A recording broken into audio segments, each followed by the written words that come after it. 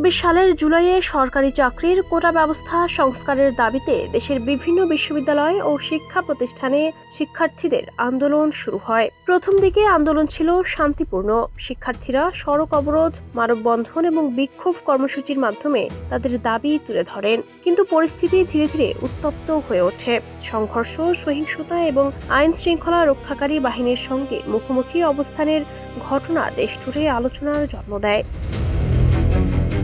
এই উত্তেজনাপূর্ণ পরিস্থিতির মধ্যেই নিহত হন রংপুরের বেগম রোকেয়া বিশ্ববিদ্যালয়ের শিক্ষার্থী আবু সাঈদ। তার মৃত্যুর ঘটনাটি দেশজুড়ে ব্যাপক আলোড়ন তোলে। সামাজিক যোগাযোগ মাধ্যমে ছড়িয়ে পড়া বিভিন্ন ছবি ও ভিডিও মানুষের মধ্যে গভীর আবেগের সৃষ্টি করে।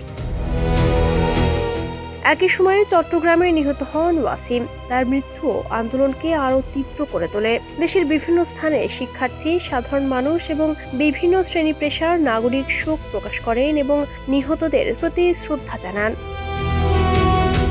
আবু সাঈদ ও ওয়াসিমের মৃত্যুর পর দেশজুড়ে বিক্ষোভের পরিধি বাড়ে এবং পরিস্থিতি আরও জটিল হয়ে ওঠে। আন্দোলনের ঘটনা প্রবাহ, সহিংসতা এবং প্রাণহানির বিষয়গুলো নিয়ে দেশ বিদেশে ব্যাপক আলোচনা হয়।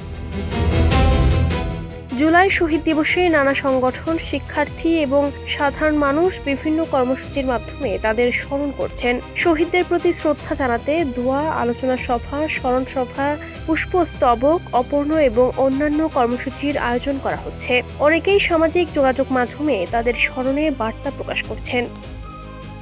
Desk report, campus Times.